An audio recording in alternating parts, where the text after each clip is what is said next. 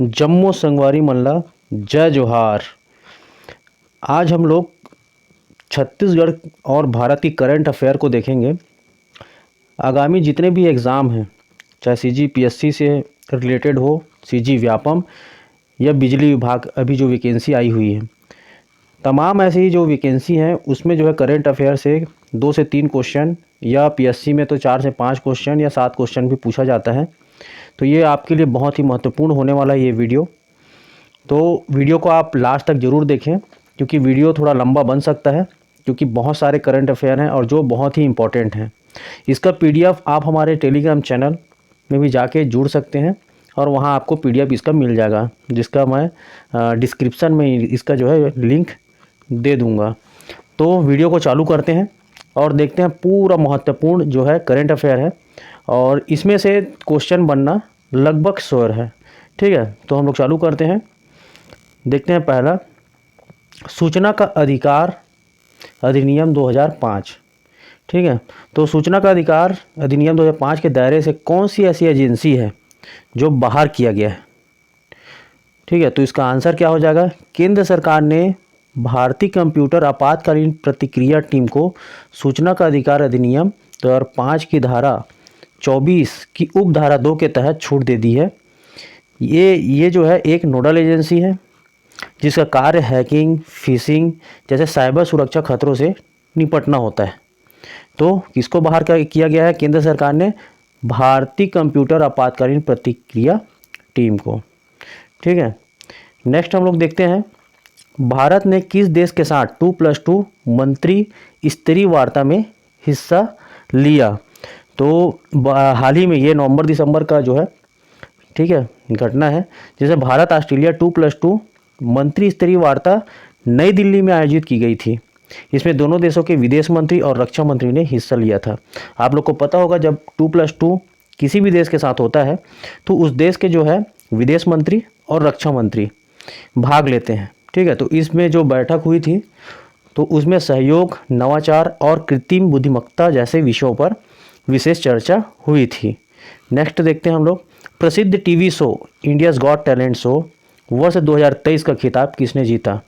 तो छत्तीसगढ़ के अबूझमाड़ के मलखम जाबाज इस वर्ष के इंडियाज़ गॉट टैलेंट शो के 10वें संस्करण के विजेता रहे।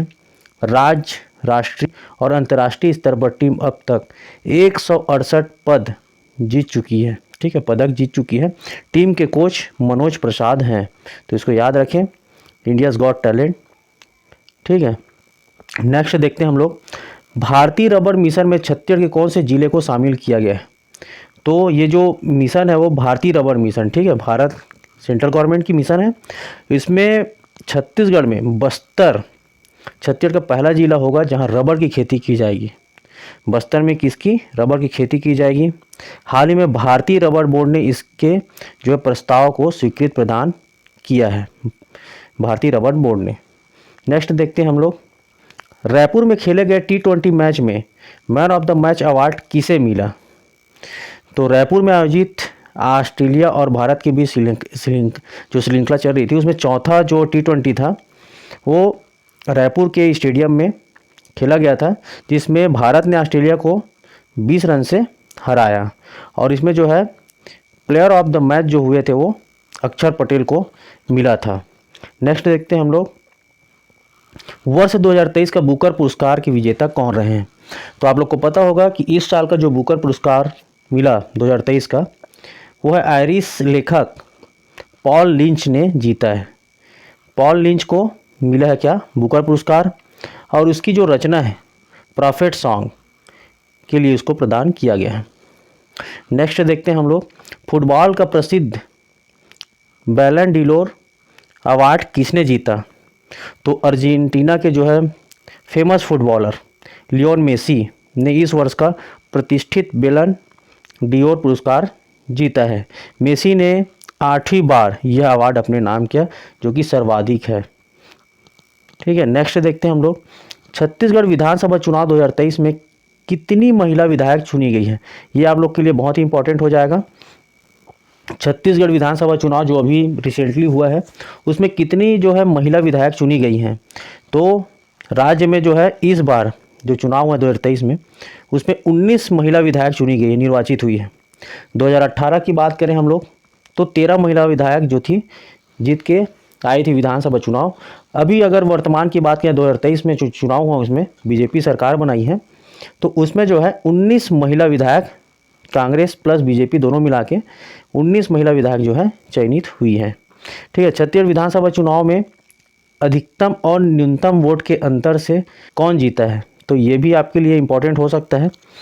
तो विधानसभा चुनाव में रायपुर दक्षिण से बृजमोहन अग्रवाल सर्वाधिक वोट, कितने वोट से, 67,851 वोट से क्या हुआ है, विजयी हुए हैं।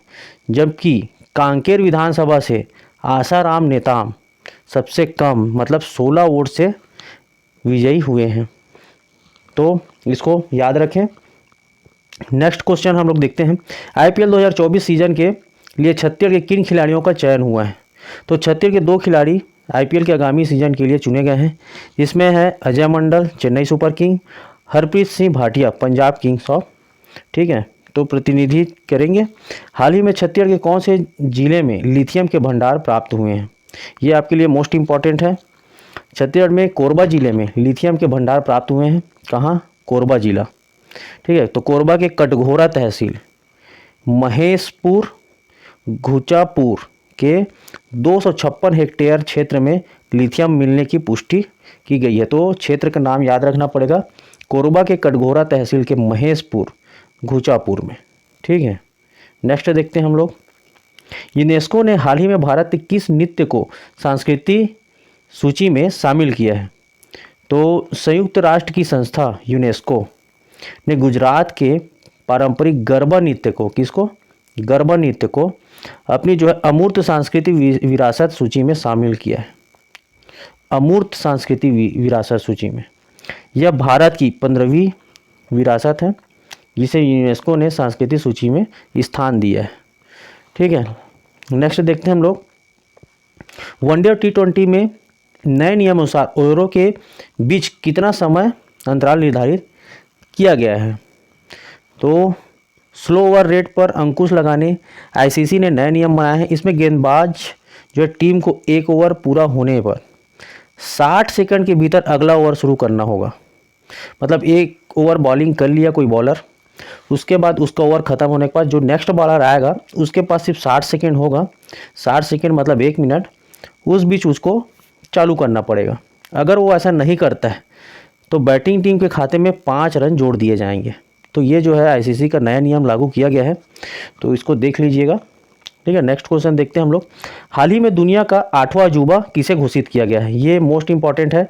अभी तक के हम लोग 7 वंडर के नाम से सब जानते थे, 7वां अजूबा ताजमहल को कहते थे, लेकिन अब जो है 8वां अजूबा, दुनिया का 8वां अजूबा जो है घोषित कर दिया गया है। तो देखते हैं, इसमें 8वां अजूबा जो है कंबोडिया स्थित अंगकोर वाट मंदिर को 8वां अजूबा का खिताब दिया गया है। कहाँ, कंबोडिया में स्थित अंगकोर वाट मंदिर। ठीक है, इससे पहले यह स्थान इटली के पोम्पई को हासिल था। अंगकोर वाट भारत के बाहर दुनिया का सबसे बड़ा हिंदू मंदिर है, इसको भी याद कर लेना है। अंगकोर वाट जो है भारत के बाहर दुनिया का सबसे बड़ा हिंदू मंदिर है।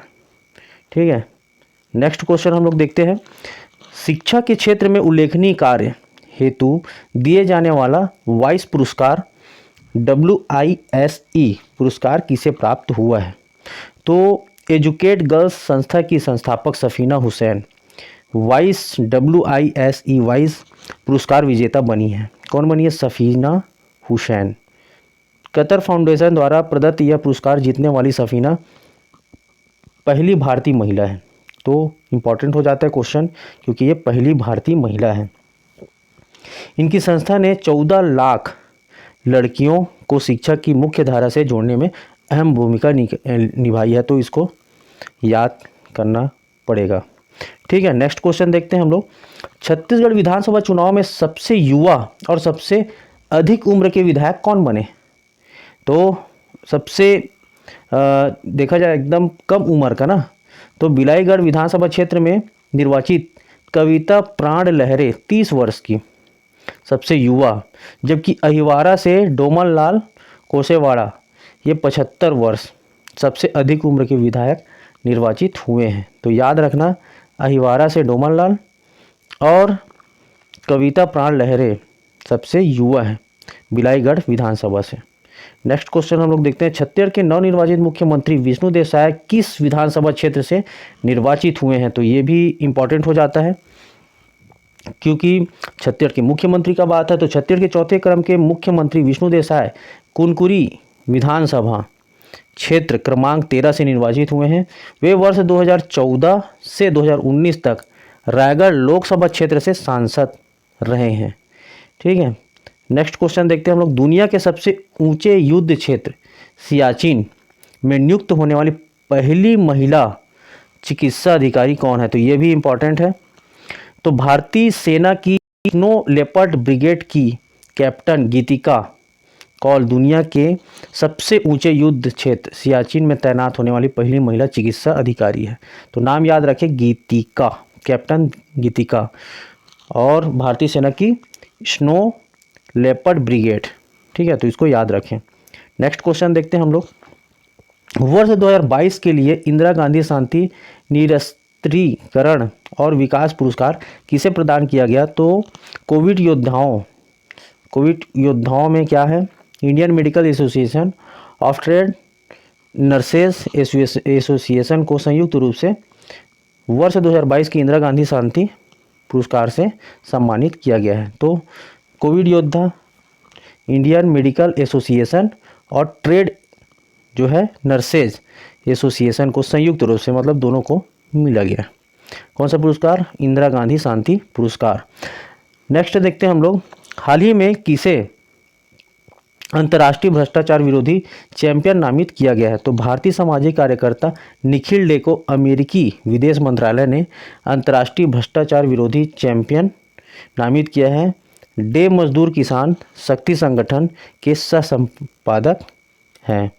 तो इसको याद रखें, जो निखिल डे है ना, उसको भारतीय सामाजिक कार्यकर्ता है निखिल डे को अमेरिकी विदेश मंत्रालय ने अंतर्राष्ट्रीय भ्रष्टाचार विरोधी चैंपियन नामित किया गया है। और जो डे है निखिल डे, वो मजदूर किसान शक्ति संगठन के सह संपादक हैं या संस्थापक हैं। नेक्स्ट देखते हैं हम लोग, टाइम मैगजीन द्वारा वर्ष 2023 के लिए किसे सीईओ ऑफ द ईयर चुना गया है? तो टाइम मैगजीन बहुत ही इंपॉर्टेंट है। तो सैम ऑल्टमैन को टाइम मैगजीन द्वारा सीईओ ऑफ द ईयर 2023 चुना गया है। उन्हें यह पुरस्कार जो है टेक इंडस्ट्री में उनके उल्लेखनीय योगदान के लिए प्रदान किया गया है। तो नाम याद रखें, ऑल्टमैन, है ना, Sam Altman, time magazine. Next देखते हैं हम लोग, जलवायु परिवर्तन सूचकांक में भारत का कौन सा स्थान प्राप्त हुआ है? तो जलवायु परिवर्तन सूचकांक में भारत को 7वां स्थान प्राप्त हुआ है। यह दुबई में आयोजित वैश्विक जलवायु शिखर सम्मेलन COP28 में यह रिपोर्ट जारी की गई है। विगत वर्ष यह रिपोर्ट में भारत 8वें स्थान में था, तो अब 7वें स्थान में हो गया। तो जलवायु परिवर्तन जो सूचकांक में भारत की स्थान 7वां। नेक्स्ट क्वेश्चन देखते हैं हम लोग, विजय हजारे टूर्नामेंट 2023 का खिताब किस राज्य की टीम ने जीता है? तो हरियाणा विजय हजारे टूर्नामेंट 2023 का खिताब जीता है। राजकोट में खेले गए फाइनल मुकाबले में राजस्थान को 30 रन से शिकस्त देकर हरियाणा ने पहली बार यह खिताब पर कब्जा किया। तो ये इंपॉर्टेंट हो जाता है। पहले तो ये पूछा जाता है विजय हजारे किस खेल से संबंधित है? तो क्रिकेट से। दूसरा, 2023 का जो विजय हजारे टूर्नामेंट है किसने जीता? तो हरियाणा ने पहली बार जीता है। भारतीय क्रिकेट कंट्रोल बोर्ड BCCI ने कौन से नंबर की जर्सी को रिटायर किया गया है? तो ये भी इम्पोर्टेंट है, क्योंकि इसमें महेंद्र सिंह धोनी का नाम आता है ना। तो BCCI ने क्या किया है, पूर्व भारतीय कप्तान महेंद्र सिंह धोनी के सम्मान में जर्सी नंबर 7 को रिटायर करने का निर्णय लिया गया है। ठीक है, इससे पूर्व जो है 2017 में सचिन तेंदुलकर के सम्मान में जर्सी नंबर 10 को रिटायर किया गया था। तो अभी वर्तमान में जर्सी नंबर 7 महेंद्र सिंह धोनी, और 2017 की बात करें तो Jersey number 10 Sachin Tendulkar. Next question देखते हैं हम लोग, छत्तीसगढ़ शासन द्वारा किस रोग के उन्मूलन हेतु अभियान प्रारंभ किया गया है? छत्तीसगढ़ शासन द्वारा जो है कुष्ठ रोग के विरुद्ध अभियान प्रारंभ किया गया है। कैबिनेट ने निर्णय अपराध शासन स्तर पर कुष्ठ उन्मूलन हेतु समग्र प्रयास करने के निर्देश जारी किए हैं। नेक्स्ट देखते हैं हम लोग, वर्तमान में भारत का विदेशी मुद्रा भंडार कितना है? विश्व में भारत की अर्थव्यवस्था कौन से क्रम में? तो ये बहुत ही इंपॉर्टेंट है, क्योंकि वर्तमान में भारत का विदेशी मुद्रा जो है 606 अरब डॉलर पहुंच गया है। और ये जो डाटा है वो नवंबर दिसंबर का है, नवंबर दिसंबर 2023 का। तो भारत अभी विश्व की बड़ी अर्थव्यवस्था है, 5वीं नंबर की, ये भी आप लोग को पता ही होगा, ठीक है। और विदेशी मुद्रा हो गया 606 अरब डॉलर। 2030 तक इसके तीसरी सबसे बड़ी अर्थव्यवस्था बनने की संभावना है। तो स्टेटमेंट में जो क्वेश्चन आता है CGPSC में, तो उसमें ये भी दिया जाता है। तो स्टेटमेंट वाइज की में भी ये काम आएगा कि जो 2023 तक हमारी जो भारत की जो अर्थव्यवस्था है वो तीसरी सबसे बड़ी अर्थव्यवस्था बन सकती है। नेक्स्ट हम लोग देखते हैं, इंदिरा गांधी शांति पुरस्कार 2023 का विजेता किसे घोषित किया गया है? तो 2022 का देखे थे हम लोग, और ये 2023 का है।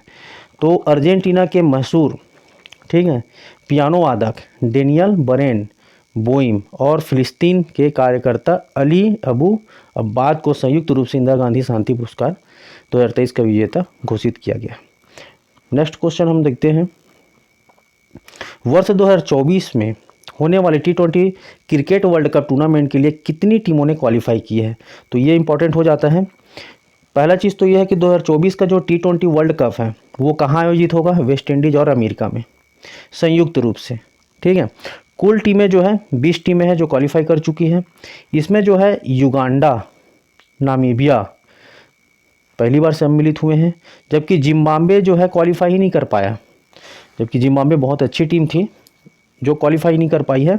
और टोटल 20 टीम है, और ये जो हो रहा है वेस्ट इंडीज़ और अमेरिका में आयोजित 2024 का T20 world cup. Next question देखते हैं हम लोग, छत्तीसगढ़ में खरीफ विपणन वर्ष 2023-24 में धान विक्रय हेतु कितने किसान पंजीकृत हुए हैं? ये डाटा इंपॉर्टेंट है CGPSC के लिए, व्यापम के लिए भी।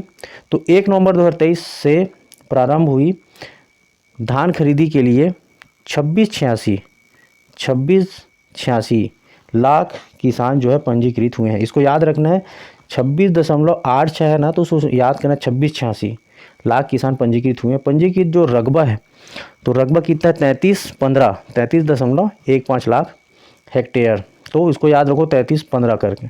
इस वर्ष जो है समर्थन मूल्य पर 130 लाख मीट्रिक टन धान खरीदी का जो है टारगेट रखा गया है। 130 लाख मीट्रिक टन कौन से वर्ष के लिए? 2023-24 के लिए। तो इसको अच्छे से देख लीजिएगा, इंपॉर्टेंट है। नेक्स्ट क्वेश्चन हम लोग देखते हैं, लॉजिस्टिक प्रदर्शन सूचकांक 2023 में छत्तीसगढ़ को किस श्रेणी में रखा गया है?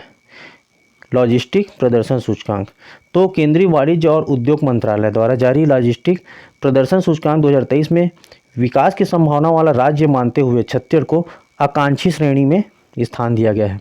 तो लॉजिस्टिक प्रदर्शन सूचकांक में छत्तीसगढ़ को कौन सा? आकांक्षी श्रेणी। कौन सा श्रेणी? आकांक्षी। नेक्स्ट क्वेश्चन देखते हैं हम लोग, अर्जुन अवार्ड के लिए किस क्रिकेटर का चयन हुआ है?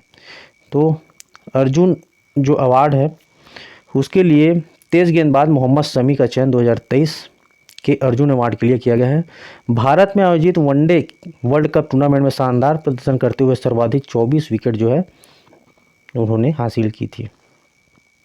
नेक्स्ट क्वेश्चन हम लोग देखते हैं, 2024 में गणतंत्र दिवस के मुख्य अतिथि कौन होंगे? गणतंत्र दिवस समारोह में फ्रांस के जो राष्ट्रपति हैं इमैनुअल मैक्रों मुख्य अतिथि होंगे। इसके पहले अमेरिका के जो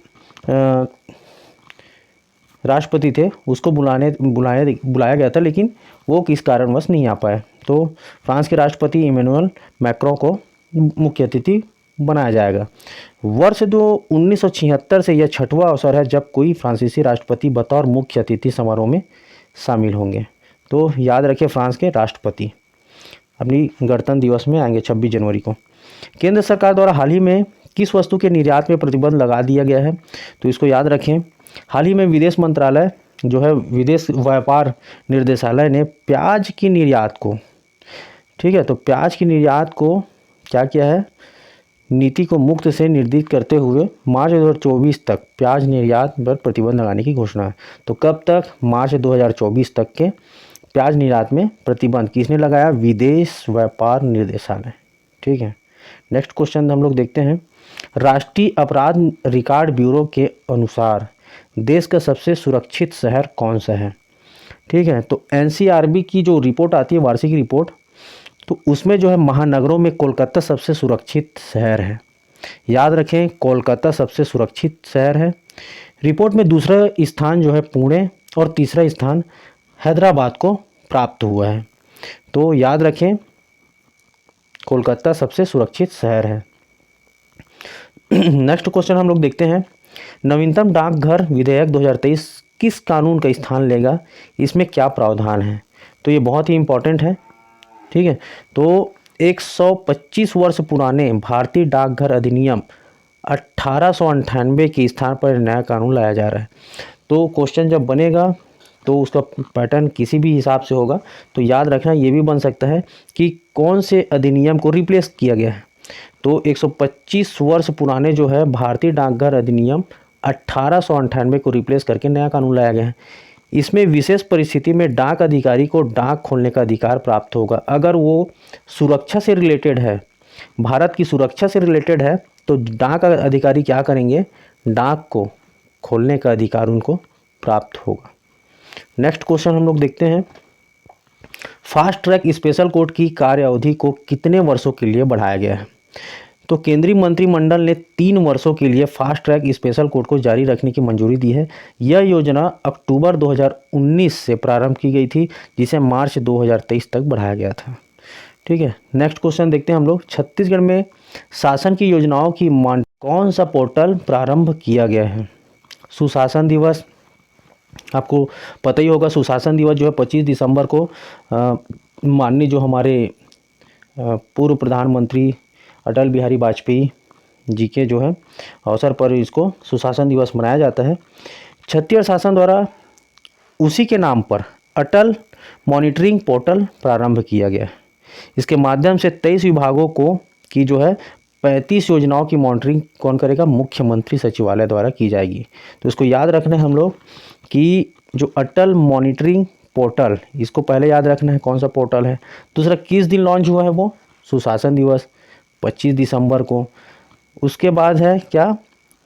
23 विभागों की 35 योजनाएं जो हैं इसके अंदर सम्मिलित होंगी। नेक्स्ट क्वेश्चन हम लोग देखते हैं।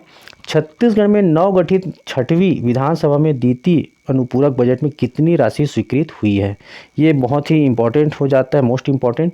वित्तीय वर्ष 2023-24 के लिए जो है 12,992 करोड़ 70 लाख रुपए का द्वितीय अनुपूरक बजट स्वीकृत किया गया है। यह राशि कृषि, स्वास्थ्य एवं सामाजिक सुरक्षा संबंधी विभिन्न योजनाओं में व्यय की जाएगी। अभी तक के रिकॉर्ड बना दिए भाई इन लोग की। 12,992 करोड़ 70 लाख का सिर्फ अनुपूरक बजट है।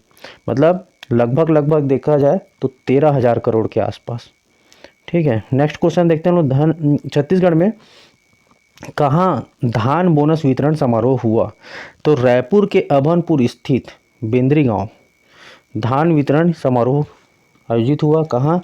रायपुर के अभनपुर स्थित बेंद्री गांव में। इसमें जो है राज्य के 12 लाख से अधिक किसानों को 2015-16 हेतु 3,716 करोड़ रुपए बकाया बोनस वितरण किया गया है। तो किस वर्ष के लिए किया गया है? 2015-16 के लिए। कितना राशि आवंटन किया गया है? तो 3,716, 3716 करोड़। और कितने जो है लाभार्थी हैं इसमें? किसान 12 लाख। तो इसको डाटा सहित याद रखना पड़ेगा। नेक्स्ट क्वेश्चन हम लोग देखते हैं। महतारी वंदन योजना क्या है? योजना हेतु अनुपूरक बजट में कितनी राशि का प्रावधान किया गया है? ये भी बहुत इंपॉर्टेंट है, क्योंकि जो गवर्नमेंट यहाँ चेंज हुई है इसमें महतारी वंदन योजना का बहुत ही बड़ा इम्पैक्ट पड़ा है। तो इसमें देखते हैं हम लोग, छत्तीसगढ़ शासन द्वारा विवाहित महिलाओं के लिए महतारी वंदन योजना प्रारंभ की गई है। ठीक है। इसमें जो प्रावधान है वो क्या है? प्रति माह 1,000 रुपये है ना, विवाहित महिलाओं को।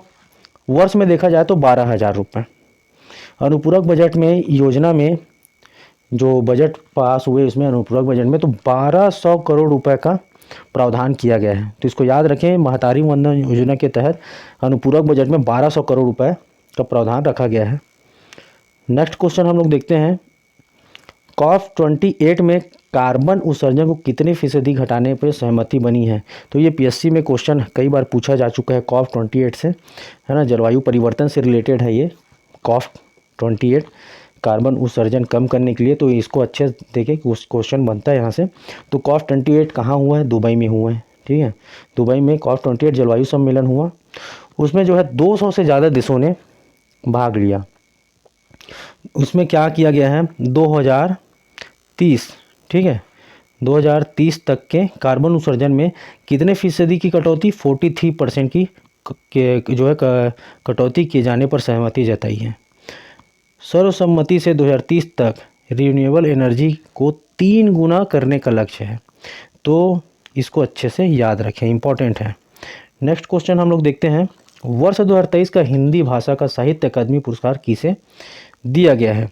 तो लेखक जो है लेखक संजीव को हिंदी उपन्यास मुझे पहचानों के लिए साहित्य अकादमी पुरस्कार 2023 से सम्मानित किया गया। यह पुरस्कार संविधान में उल्लेखित 22 भाषाओं सहित इंग्लिश व राजस्थानी समेत कुल 24 भाषाओं की साहित्यिक कृति को दिया जाता है। तो इसको याद रखें, संजीव जो है हिंदी भाषा के साहित्यिक अकादमी पुरस्कार मिला है संजीव को। इनकी जो उपन्यास है मुझे पहचानों के लिए इनको दिया गया है संजीव को, ठीक है। नेक्स्ट क्वेश्चन देखते हैं हम लोग, हाल ही में ADB ने भारत की विकास दर का अनुमान क्या लगाया है। ADB मतलब एशियाई डेवलपमेंट बैंक है। तो उनका अनुमान जो है 2023-24 की जो भारत की जो विकास दर है 6.7 रहने का अनुमान है, 6.7, ठीक है। सितंबर में जो है इन्होंने अनुमान लगाया था 6.3 का, लेकिन अभी वर्तमान में ये अनुमान लगा रहे हैं कि भारत का जो विकास दर है वो 2023-24 के लिए क्या हो जाएगा, 6.7%। नेक्स्ट क्वेश्चन हम लोग देखते हैं, खेलो इंडिया यूथ गेम 2024 का आयोजन किस राज्य में किया जाएगा। तो खेलो इंडिया यूथ गेम्स 2024 इम्पॉर्टेंट है। खेलो इंडिया तमिलनाडु में आयोजित किया जाएगा। कहाँ, तमिलनाडु में। कहाँ, कब से, 19 से 31 जनवरी तक तमिलनाडु के 4 शहरों में, चेन्नई, त्रिची, मदुरई, कोयम्बटूर। इसका शुभंकर जो है वीरा मंगई। तो इसको अच्छे से याद रखें। जो खेलो इंडिया यूथ गेम 2024 जो आयोजित होने वाला है 19 से 31 जनवरी को, वो कहाँ होगा, तमिलनाडु में। और तमिलनाडु में 4 शहर है, चेन्नई, त्रिची, मदुरई और कोयम्बटूर। ये 4 जगह होगा आयोजित। इसके शुभंकर को अच्छे से याद रखें, शुभंकर जो है वीरा मंगई, ठीक है। नेक्स्ट क्वेश्चन देखते हैं हम लोग, वर्ष 2024 का MS स्वामीनाथन पुरस्कार किसे प्रदान किया गया है। 30 साल का MS स्वामीनाथन पुरस्कार हरियाणा कृषि विश्वविद्यालय के कुलपति प्रोफेसर BR कंबोज को प्राप्त हुआ है, BR कंबोज को, ठीक है। यह पुरस्कार कृषि विज्ञान के क्षेत्र में अनुसंधान व प्रौद्योगिकी विकास हेतु प्रदान किया जाता है, ठीक है। नेक्स्ट क्वेश्चन देखते हैं हम लोग, भारतमाला परियोजना के प्रथम चरण की समय सीमा में क्या परिवर्तन हुआ है। केंद्र सरकार ने प्रमुख राजमार्ग विकास परियोजना भारतमाला के प्रथम चरण को पूरा करने की समय सीमा 2027-28 तक बढ़ा दी है। इसकी घोषणा 2017 में की गई थी, जिसे 2022 तक पूरा करना था, लेकिन इसको बढ़ा के 2027-28। तो इसको याद रखें, भारतमाला जो परियोजना है उसकी जो है जो समय सीमा है उसको बढ़ा दिया गया है 2027-28 तक। नेक्स्ट क्वेश्चन हम लोग देखते हैं, अयोध्या में प्राण प्रतिष्ठित की जाने वाली रामलला की प्रतिमा किसने बनाई है। तो अयोध्या में इस बार प्राण प्रतिष्ठित होने वाली रामलला की जो प्रतिमा है मैसूर कर्नाटक के प्रसिद्ध मूर्तिकार अरुण योगीराज द्वारा बनाई गई है। वे इससे पहले केदारनाथ में शंकराचार्य और इंडिया गेट के पास स्थापित सुभाष चंद्र बोस की भी प्रतिमा जो है बना चुके हैं। कुडनकुलम परमाणु संयंत्र के विस्तार हेतु भारत ने किस देश के साथ समझौते पर हस्ताक्षर किया। तो ये एकदम ज़्यादा इम्पॉर्टेंट है। भारत और रूस ने तमिलनाडु के कुडनकुलम परमाणु संयंत्र की भविष्य की बिजली उत्पादन इकाइयों के निर्माण में संबंधित समझौते पर हस्ताक्षर किया है। तो पहले तो ये याद रखें कि कुडनकुलम जो है तमिलनाडु में है और ये जो समझौता है भारत और रूस के बीच हुआ है। नेक्स्ट क्वेश्चन हम लोग देखते हैं, वर्ष 2024 में COP29 जलवायु शिखर सम्मेलन का आयोजन किस देश में किया जाएगा? तो 2023 का हुआ था दुबई में, 2024 का होगा वो कौन से नंबर का होगा? COP29। वो पहले 2023 का हुआ था 28 था, अभी 29 कहाँ होगा? तो इसको आप याद रखें, जो मेज़बान होगी वो मेज़बानी करेगा वो होगा अज़रबैजान। ठीक है, इसके पूर्व जो हुआ था आपको बता दिया हूँ। तो COP29 जो है उसकी मेज़बानी करेगा अज़रबैजान। नेक्स्ट क्वेश्चन देखते हैं हम लोग, संयुक्त जो है सैन्य अभ्यास डेजर्ट साइक्लोन 2024 किस देशों के मध्य किया जा रहा है? तो भारत और संयुक्त अरब अमीरात की सेनाएं संयुक्त सैन्य अभ्यास डेजर्ट साइक्लोन 2024 में हिस्सा ले रही है। यह जो अभ्यास है वो थार राजस्थान में 2 से 15 जनवरी तक आयोजित किया जाएगा, तो इसको याद रखें। ठीक है, जो डेजर्ट साइक्लोन 2024 का अभ्यास किसके किसके बीच हो रहा है? भारत और संयुक्त अरब अमीरात। और कहाँ हो रहा है? तो ये भारत के राजस्थान में थार में हो रहा है। ठीक है, तो नेक्स्ट क्वेश्चन देखते हैं हम लोग, चर्चित किताब ब्रेकिंग द मोल्ड री इमेजिनिंग इंडियाज इकोनॉमिक्स फ्यूचर्स के लेखक कौन हैं? तो इसके लेखक हैं भारतीय रिजर्व बैंक के पूर्व गवर्नर रघुनाथ राजन एवं अर्थशास्त्री रोहित लांबा ने संयुक्त रूप से किताब ब्रेकिंग द मोल्ड लिखी है। इसमें भारत के आर्थिक विकास में तेजी लाने संबंधित रणनीति को स्पष्ट किया गया है। तो ये था हमारा करेंट अफेयर जो बहुत ही इम्पोर्टेंट है। आपके जितने भी आगामी जो एग्ज़ाम होंगे उसमें यहाँ से 1 से 2 क्वेश्चन 100% फंसने की संभावना है। अगर आपको ये मेरा वीडियो अच्छा लगा तो आप कमेंट करिए कि मैं इसके लिए और वीडियो बनाऊं, करेंट अफेयर से रिलेटेड और वीडियो बनाऊं जो आपका जो एग्ज़ाम है उसमें वो आए और आपके लिए प्रॉफिटेबल हो। तो आप कमेंट करके राय दीजिएगा। अगर आपको अगर नेक्स्ट वीडियो चाहिए करेंट अफेयर से तो मैं बिल्कुल आपके लिए बनाऊंगा। तो आप अगर नए चैनल में नए हो तो चैनल को लाइक करें, सब्सक्राइब करें, अपने जो दोस्त हैं उसको शेयर ज़रूर करें। जय भारत, जय छत्तीसगढ़।